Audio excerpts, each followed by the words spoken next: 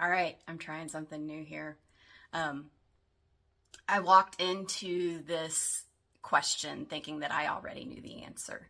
I've been doing booths and antique and vendor malls for over a decade in multiple different markets in a bunch of different states. So I have always thought that a perfectly staged, gorgeous booth is the best way to get sales. I was doing some research on this very question, and I was really surprised to see how many people said, no, people really want to do, they want the hunt. And so it made me realize that a perfectly staged booth may not be the way to make the most money, and it really depends on your audience. And so, what type of sales experience are you trying to give somebody?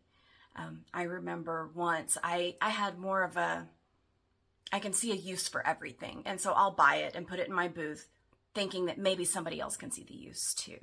And my sister, who is so great about kindly giving me feedback, she said, I don't see how to use that. I don't understand what you would want me to do with this weird whatever thing, canister turned, put a plant in it sort of situation.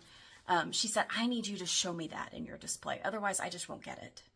And so she is definitely somebody who would respond to that well-curated, perfect booth. But me, I like the hunt.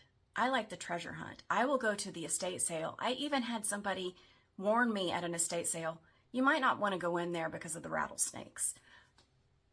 I saw piled high junk and I was headed that direction. I appreciate the snake warning. I probably would have passed out. So it really, really depends on your product, what you're selling, and who your target customer is.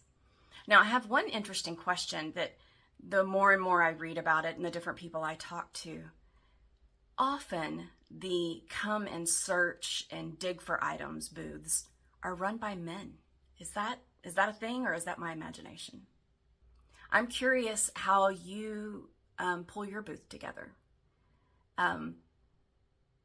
And then it also, my list of questions start going in my head of, okay, if I have a beautifully staged booth, I know that if something is not selling, I can just rearrange the booth, and that may make a repeat customers notice it in a way that they hadn't noticed before.